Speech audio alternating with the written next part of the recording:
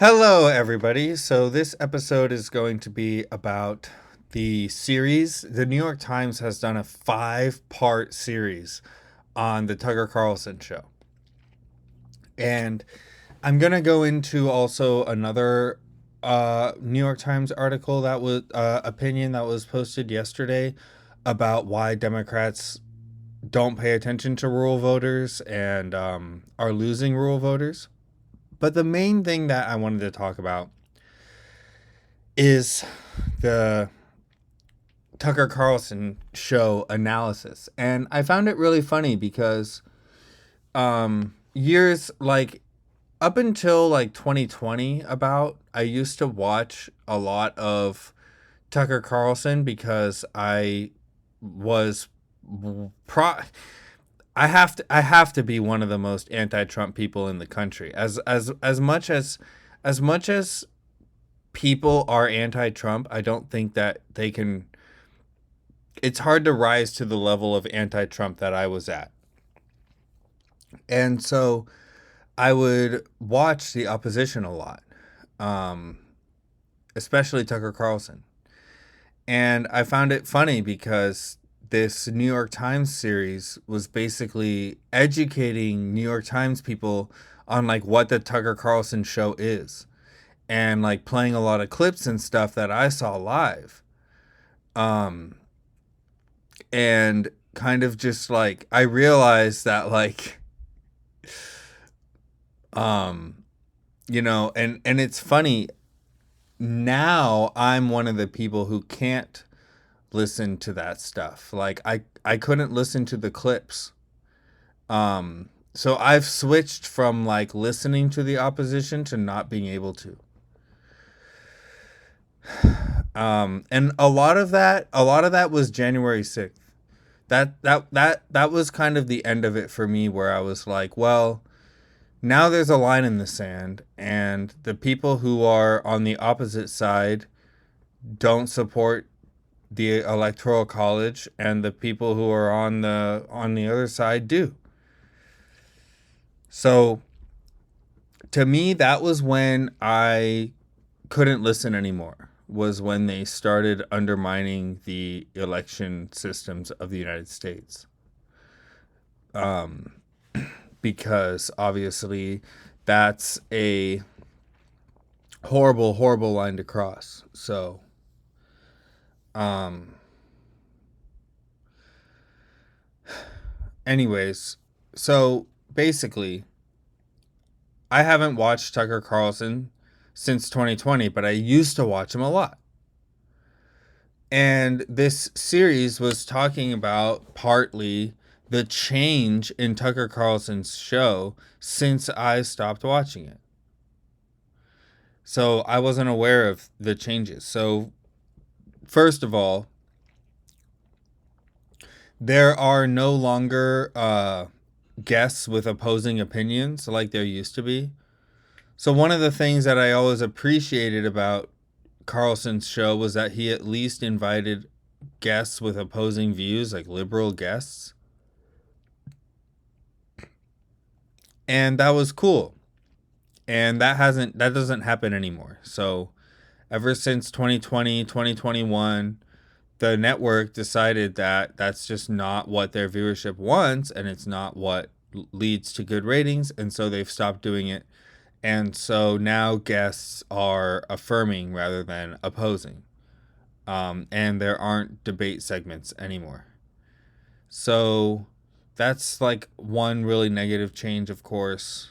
Um, but what I wanted to talk about more broadly is what the Tucker Carlson show is about and just why, no matter how much I watched it, I didn't understand like the mindset of the target audience. Okay, so what is Tucker Carlson's target audience? It's conservative, aggrieved whites. So you have to have a white grievance and you have to be right wing. Those are really the only two criteria for being a target audience member for Tucker Carlson's show. Now, obviously, he's had a lot of white supremacists come out and outright support him. He had a white supremacist as his writer for years. So there's a lot of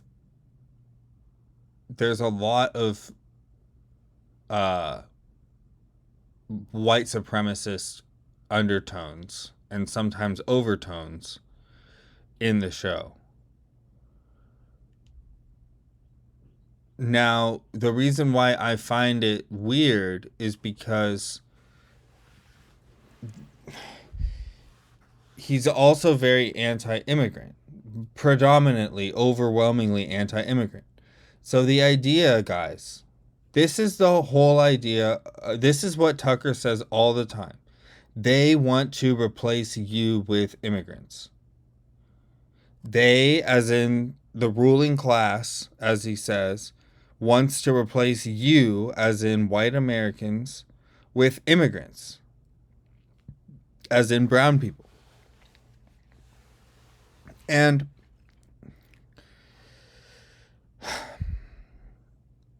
it's just so strange because the whole narrative doesn't really make sense anymore, in my opinion, because the poor immigrants that come in from Latin America are not necessarily Democratic voters. In fact, they're not Democratic voters, even if they did vote. So first of all, they don't vote because they're not citizens. And they can just say, oh yeah, well, they all vote illegally. Okay, even finding one case of that. People barely vote in the first place. Risking federal prison to vote is something that only a handful of people do every year, and they look very carefully and find them all. So, first of all, illegal immigrants don't vote. And immigrants of color who do vote don't necessarily vote Democrat. I mean, a lot are religiously conservative, pro-life, for example. So they just won't vote for Democrats because they're pro-life, and it's that simple. And also, the Democratic Party has... They're not the party of open borders. They've never espoused wanting open borders. There is a faction. The progressive faction within the Democratic Party wants open borders, but they are not the ruling faction within the party. And they're not controlling policy yet, if they ever will. So, for example, Barack Obama, very heavy on deportations. And, was Barack Obama a long time ago? No. So it's weird to me because the people who wanted to let all the immigrants in were Republicans like the Koch brothers and George Bush, who were libertarian economically, and they wanted the cheap labor. So they didn't see why. They thought immigration was good because free trade and open borders and all that. If you ask the libertarians in the Republican Party, they are not for regulation of the border. So it's just really weird to me that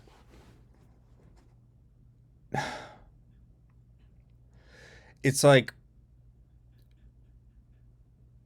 when it says they want to replace you, they're not even talking about Democrat Republican because immigrants break down pretty much evenly along Democrat Republican lines. And then illegal ones, don't vote. So, but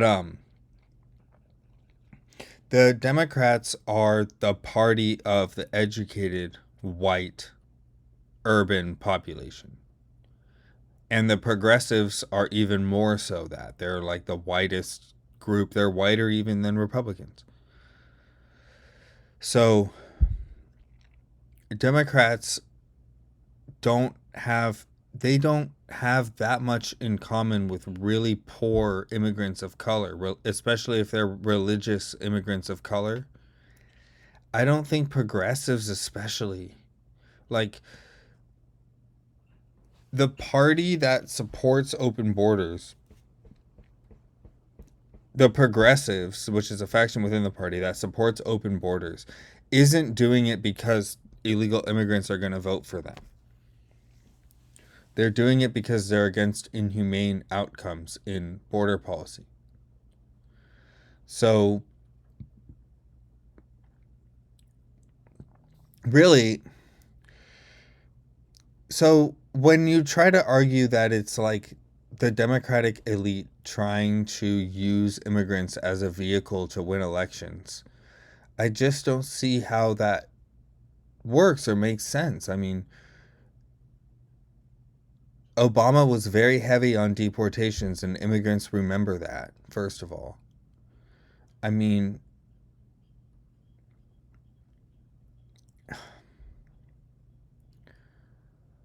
I guess what my main point is that a lot of it is a lot of what Carlson is condemning is targeted at the Republican establishment, especially the old Republican establishment, more so than Democrats. But I guess since the audience doesn't know any Democrats or listen to Democrats, they don't know that Democrats don't support open borders. And they probably don't know immigrants, so they don't know that immigrants aren't necessarily Democrats, right? Immigrants definitely are not necessarily Democrats. Um, so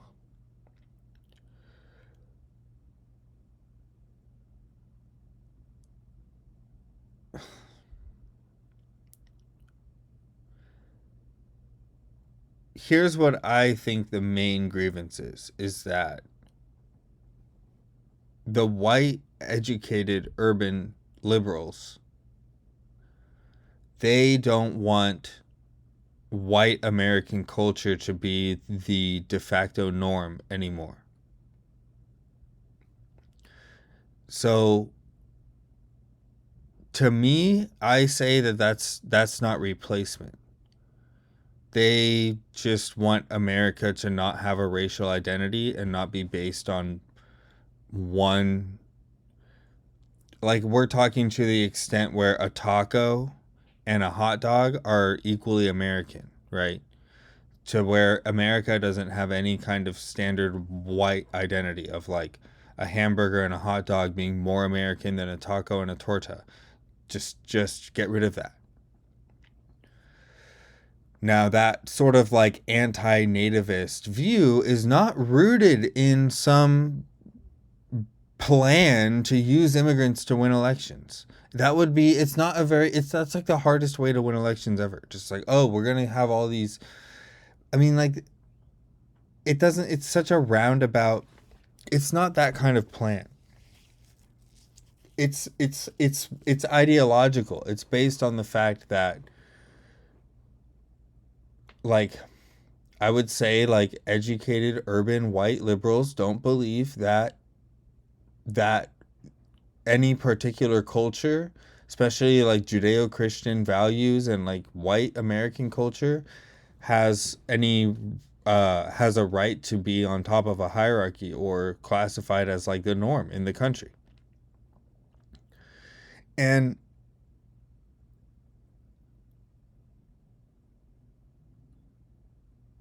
it's just not true that that then makes it okay, or that it's just not true that that then implies that they're trying to bring in immigrants to replace white people. It's more that they have this ideology, and as a result of that ideology, they don't see a pretense for, they don't see a cultural pretense for rejecting immigrants. So you shouldn't reject immigrants based on their home culture. And also, you shouldn't promote white culture or even the English language over others. Um, now, now, to comment on that, you have to recognize that that's like an extreme view, you know? It's like a very cosmopolitan, pan-nationalist viewpoint, political viewpoint that like only educated urban people have. This kind of like there shouldn't be any cultural borders kind of idea. So what urban elites, what educated urban whites call racism is often there is obviously racism, but for for what Tucker Carlson's show really hammers on, it's not so much pure racism as it is nativism, a belief that a country has a right to its own unique cultural identity and its traditional culture, which most countries do believe that. So, like Germany, France, like any European country, every country, except for America. America is one of the only countries that doesn't have an official language and doesn't have an official cultural heritage. Instead, we just have these secular ideals in the Constitution.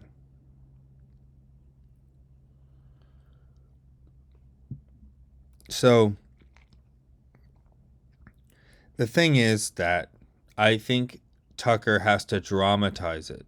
And it's hard to dramatize liberals' ideology. So there has to be some kind of nefarious plan that they're executing, but there isn't a plan. There isn't. Look at Biden's border policy. They don't have a plan. They there is no it's there it's just it's if they're the most of a plan they can get is do what Obama did, and they're not able to do that even. So there's no masterful plan to replace whites with immigrants. And the Romney postmortem from 2012 that basically said the Republican Party was failing because of demographic change, basically saying that the less white people there are, the harder Republicans are going to have it, isn't really bearing out as true because of religion. You have to remember religion. So Republicans are going to become more diverse and less white, and Democrats will become more. I think they'll become more white over time, as the progressive faction grows, if it grows, because progressives are more white than Republicans. So I think that Tucker, when he says that immigrants don't share our values or Southern immigrants don't share our values, that's the part that I don't understand. What I wish that he was more precise, and he never is, because if you're not talking about their skin color, then what are you talking about? Because they're Christian. They're Christian. So what else can a Christian care about? I'm asking, it's like, you're a Christian fan of Tucker Carlson opposing another Christian immigrant, saying that this Christian, this fellow Christian, doesn't share your values. And I want them to clarify, in what sense does this fellow Christian not share your values? And they never do. So I have to say that they're talking about race.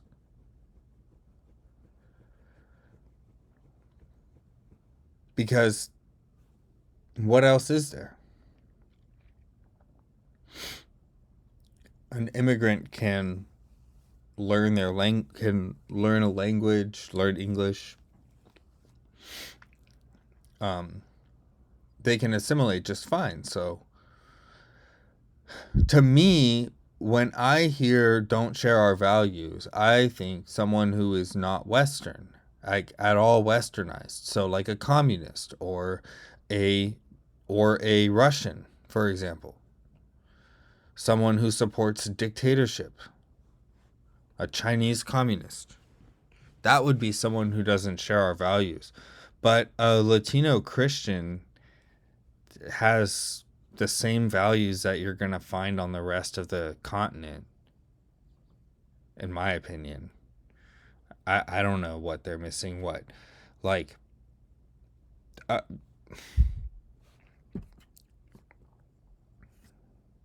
especially from the position of just like a humble, rural white American Christian, I don't understand what the huge grievance is.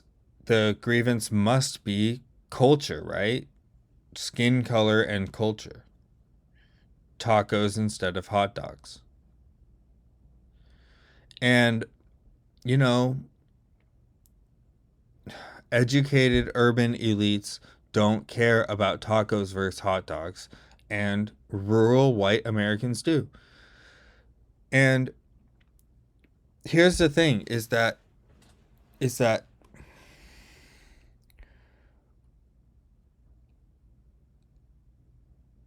for rural white Americans, they have real problems and struggles with being like left behind by modernity and change, and also being scorned and considered deplorable and all that by urban people. And also they have outsized political influence, and urban people, in my opinion, sort of resent them for that too. Is that, they have 40 senators and urban people have 10, even though urban people outnumber them 7-1. They have the 7-1 senator ratio is flipped reverse on the other way around. So there's a kind of resentment of like, since you already have so much representation, we can just ignore you because you already have all these senators. So when we finally have the Senate, when we finally have 50 senators, we should just be able to ignore your 50 and not do anything they say, because your 50 already represents such a small percentage of the American people. And that's just one element. I think that the biggest thing that is causing, see, you need to have some kind of grievance, and it has to be white grievance, because if it's just economic grievance, but you're a poor immigrant, you're not going to like Tucker Carlson's show. So Tucker Carlson is automatically not aiming for immigrants because he disparages immigrants constantly, directly. So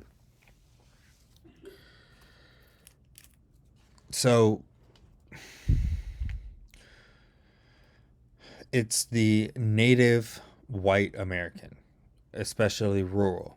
And those people, where does their grievance come from? Well, a lot of it comes from economics. And race relations changing and race messaging changing. But mainly just white culture being scorned and reduced compared to others, including immigrant cultures.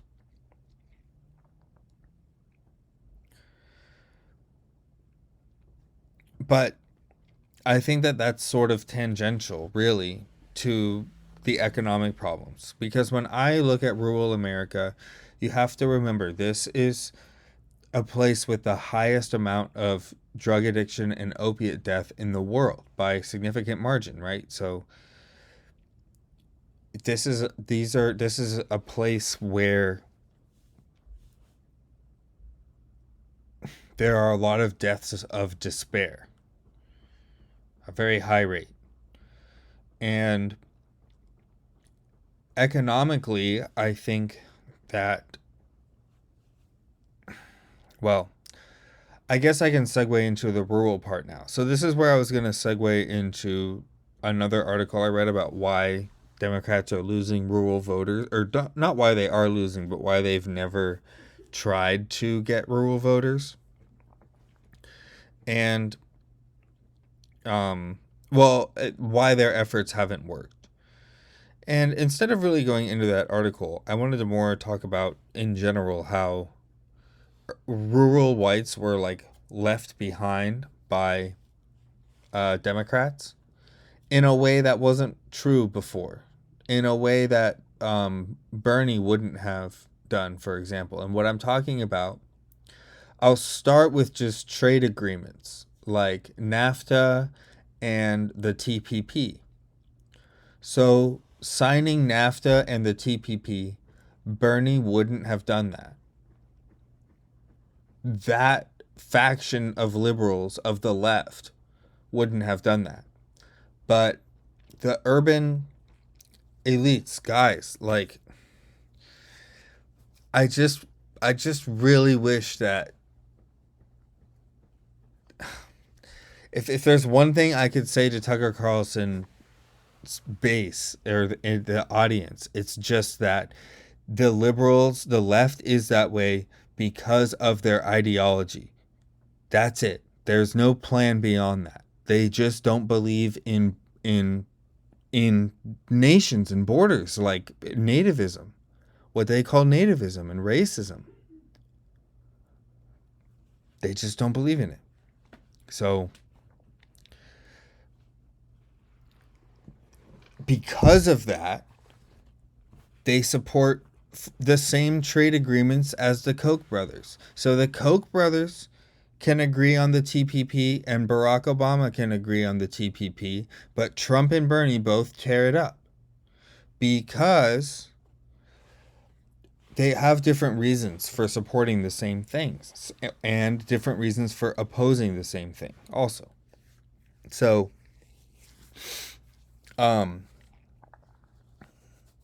globalist Democrats are globalist economically, which hurts rural whites, and also something that's really serious, guys, and something that I think the verdict is still out on is whether or not the United States really should have outsourced its manufacturing base and stopped manufacturing things. And I just don't know if that's something that's necessarily good to do.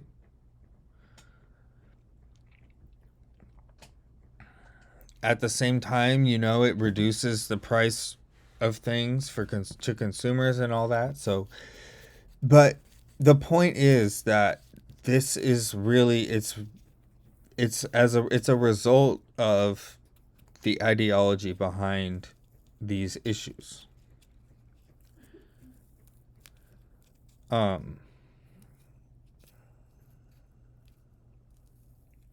So making the decision to allow manufacturing to basically go away in the United States was a major blow politically for the urban elite, because the urban elite didn't have to suffer for the policy the way that the non-urban elite did, and yet it was the urban elite's policy. So this is my problem with it, guys. If you are an educated urban person, you are going to be hurt less by globalization than an uneducated rural white person will. So it's hard to support, if I, like me being in that position, it's hard for me to support globalization politically because I know that other people are going to be hurt by it more than I am. So it's like, well, then it's not fair for me to support it because they're going to be hurt more than I am. And there's been a huge element of, if you're hurt by immigrants, too bad. You have to work harder, or you have to get more educated, or this and that. And, that's something that you can really only say from a privileged position. Like, the most extreme example is learn to code. And that's like the meme that people refer to it as, like, oh yeah, like lose your job to an immigrant, just learn to code. But there's an element of truth to that in the Democrats' ideology, in my opinion. Like the urban the American urban elite ideology is that our society should become more educated over time, more and more and more educated, and people should be gaining more and more and more cerebral work skills and all that, working with your hands less and less, maybe automation too, technological advancements, and you kind of lose that identity of actually making things or working with your hands or being not formally educated as a worker too. Needing formal education, I think, is a huge element of like that's another thing. The educated urban elite in America have built a system where you need higher education to succeed. And I'm thinking, well, isn't that another situation where it's like you're not hurt by it? Like, as a degree holder, you are not harmed by the fact that society needs degree holders. So of course you're going to be okay with it. But to me, I always thought that it's like, well, the fact that I am now in this privileged position as a degree holder means that I should support nobody needing degrees, because it's not fair. Like, it's not fair I to be in a privileged group that doesn't have to be as privileged as it is. Like, in my opinion, we don't need as many higher especially not at the stage we do it at. My point is that when you are in the group that is not harmed by these changes or these forces, there is a higher burden to care about the people who are in a completely different situation. And for me personally, I do care about, I do care about whether they're my fellow countrymen a little bit, but not as much as I used to. So that's another huge divide between the Tucker Carlson audience and the enemy that Tucker Carlson talks about is just a simple question of oh man, I lost where I was. But I think that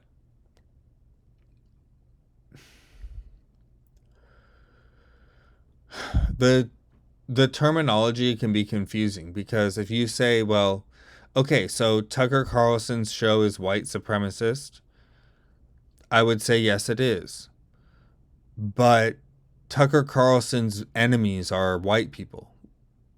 So it's like it's white supremacist culturally. Hot dogs over tacos. But the enemy of Tucker Carlson is not those colored immigrants, but rather their educated white allies. Those are the ones that Tucker Carlson hates the most. So I don't see it as a race war.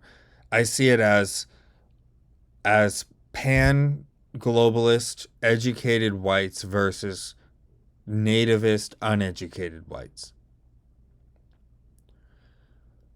And on top of that is the religious divide that results in the colors being muddied even more. So you don't have to be white to enjoy or support a white supremacist show like Tucker Carlson's, because it's localized white supremacy. It's white culture should be in charge here, or white culture should be the norm here. So it's localized, but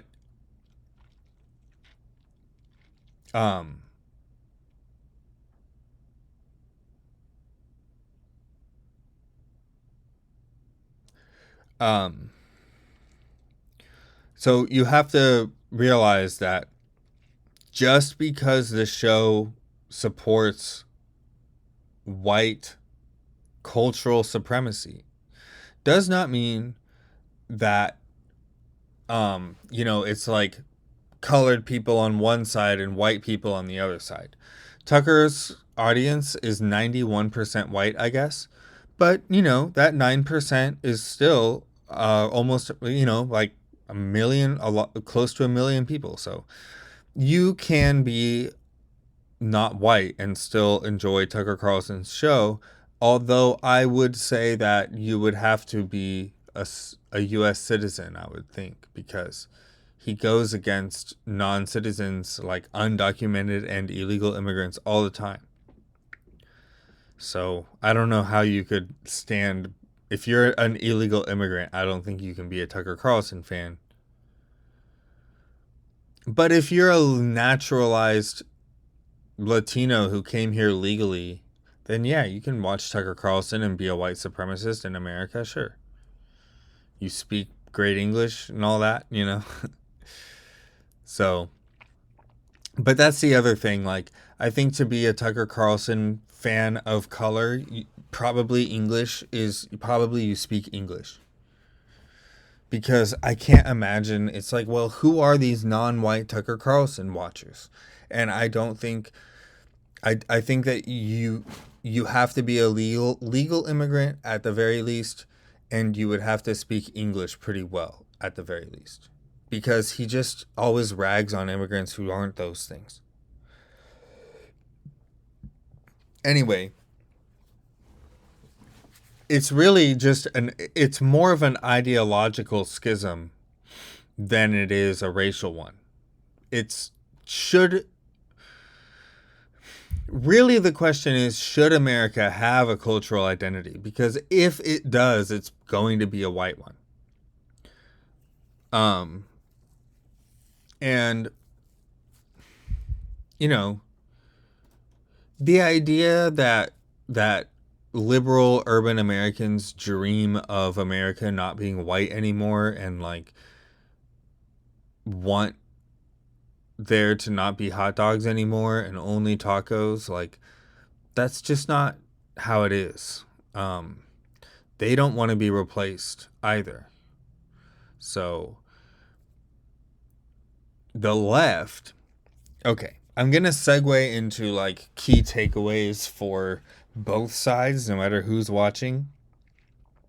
And the main thing to understand is that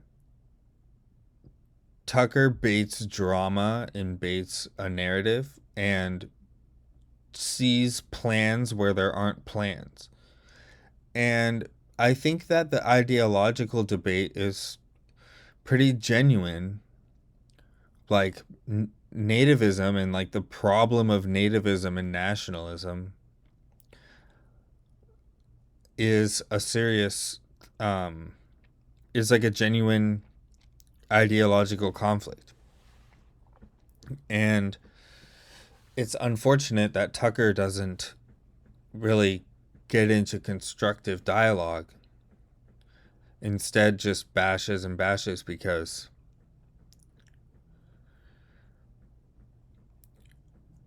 I think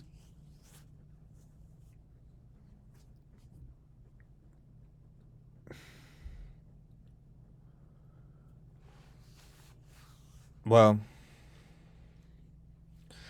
I think that Democrats should say nativist instead of racist sometimes.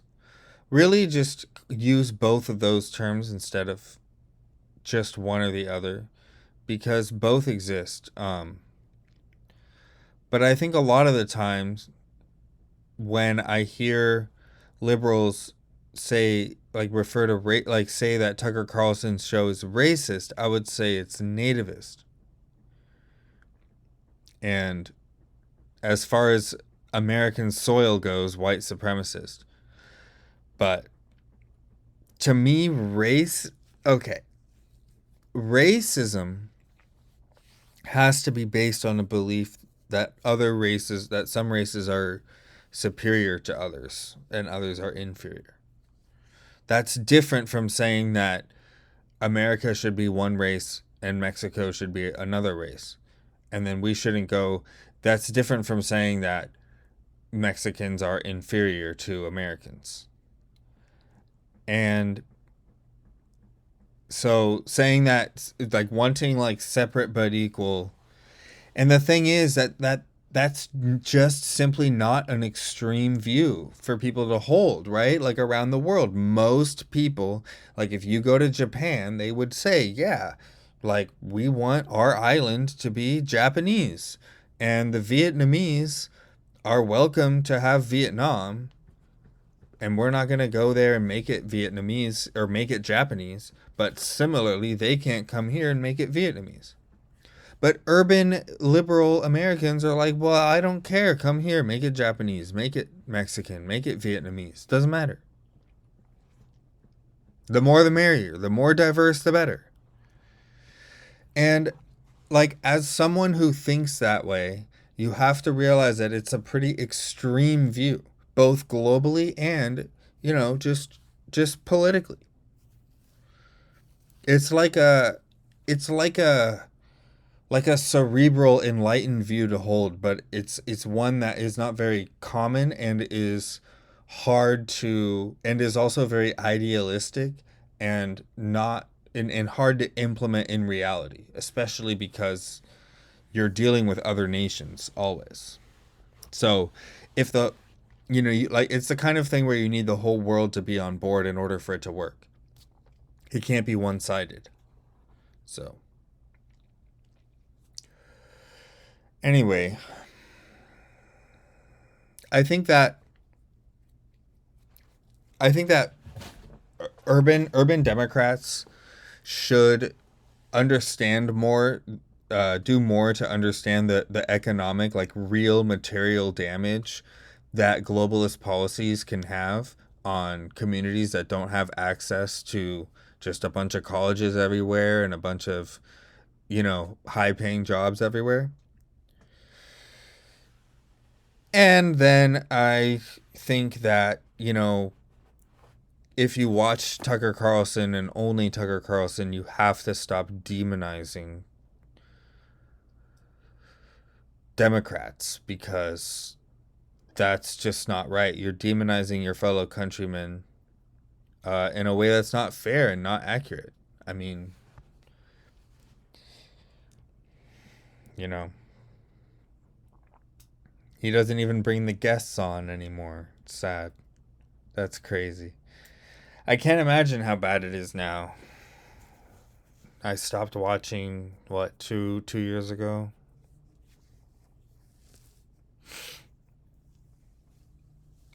Anyways, so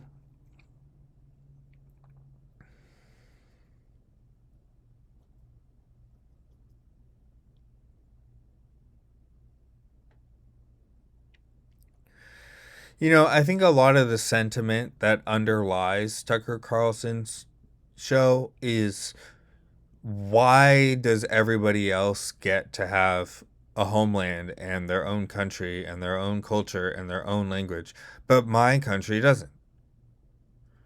Why is it racist for me to want my country to look like me and talk like me when every other country we can do that?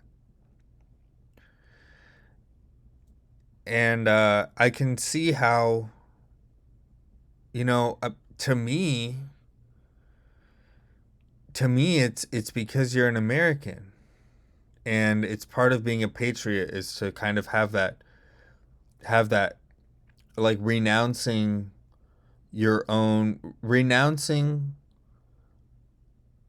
anything other than a meritocracy in a way. So it's kind of like, I don't want my country to treat me special because I speak English and because I'm white. And to me, that's like a form of patriotism that literally just comes from believing, like, because that's America's values, is to treat everybody equally. So if you're a smart person who wants to go to med school, for example, it shouldn't matter where you come from. And there shouldn't be a preference for Native people. And there shouldn't be a bias for Native people. And it's funny because that is not a view that someone like Bernie holds. It's not the progressive wing, it's the in charge wing, the globalist wing. And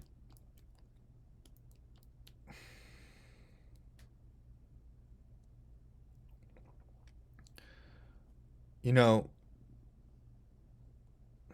I guess I've gone on long enough already. But to me, it's just really sad that the two sides have gone to the point where they demonize each other and won't talk to each other, because I think the only real disagreement is, does a country have a right to a racial identity, and what should America's racial identity be? Racial and cultural identity. Because obviously black Americans are going to be part of the cultural identity of America. So I think that any American cultural identity is going to have to be both at least black and white. Because if you say well, Latinos, they kind of came here later, like real American or like Native Americans are the whites colonizers and they're slaves, right? So America is always going to be black and white. Like black American culture is always going to be just as American as hot dogs and barbecue. I don't even know if hot dogs and barbecue are a thing in black American culture, so probably should know that, but I don't.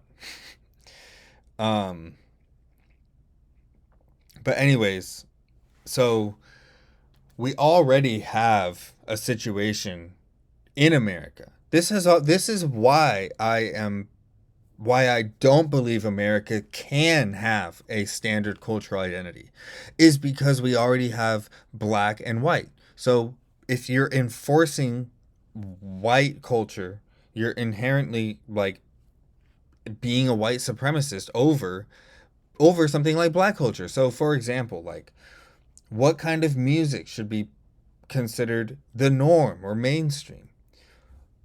It used to be you had to be white in the 70s and 60s back then. So, and also what kind of dress, what kind of speak, what kind of everything can be acceptable, and basically who has to conform and assimilate and who doesn't. So if you make white culture dominant in America, you are implying that black people and Native Americans, but especially black people, have to assimilate into that in order to succeed, or if they want an equal slice of the pie, or if they want to be equally considered for a job application. They have to conform, just like how Asian immigrants do. So that's why, one of the reasons why I think America, but it's already not a white country.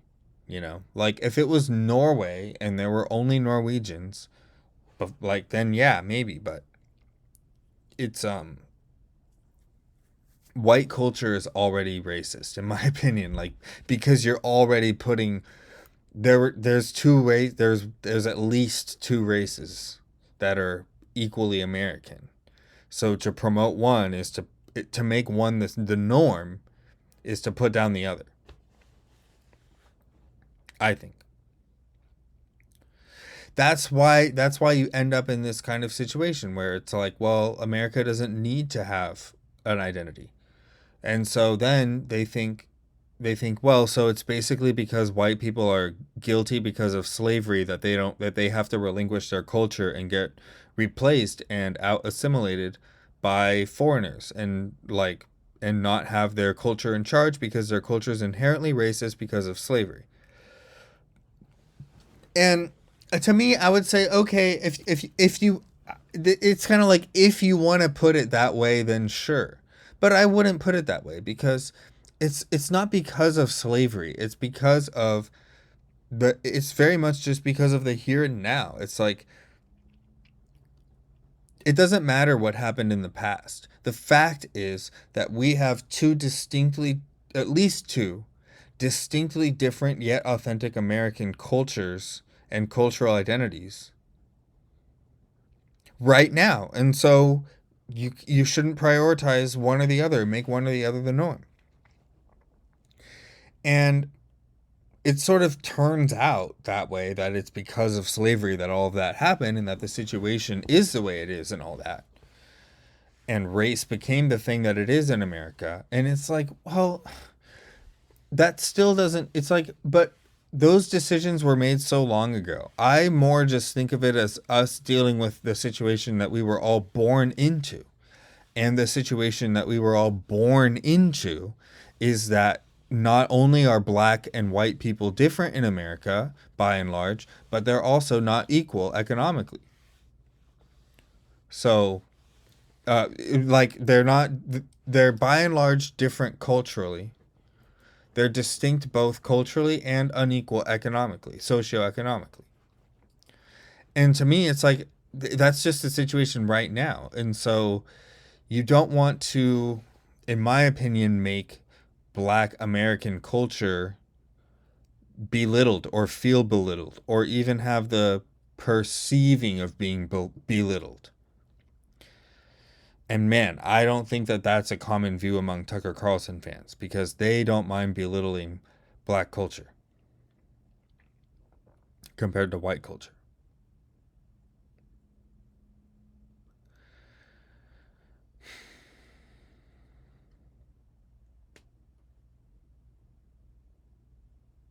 But man, the disillusion of white identity and white culture is more of a side effect. It's more of an outcome than an end goal. It's not anyone's goal. It's not like we want this culture to die.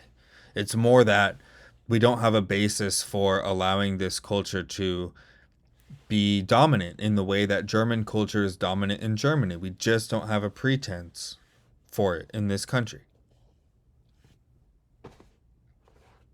Um,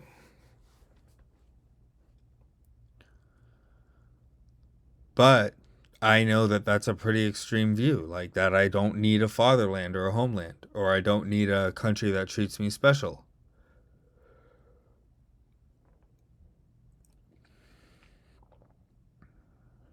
So, another thing that I would say to Tucker Carlson viewers is that you will find that urban Democrat elites, they are patriotic and they do support their idea of American values, including like racial blindness and openness to immigration, like things that they believe should be American values. They're very patriotic. And in my experience, at least, they are willing to accept sacrifices in the name of their values, which is the main way that you can tell if values are authentic or not.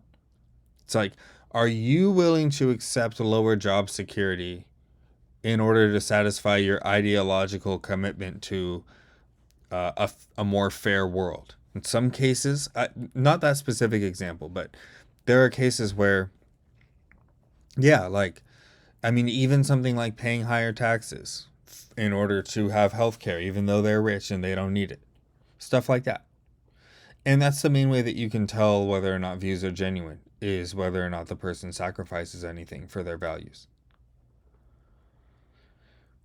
Um, in my opinion, the cosmopolitan pan-nationalist views of urban liberals in America is usually legitimate and certainly not motivated by an aggressive desire to offensively wipe out white culture.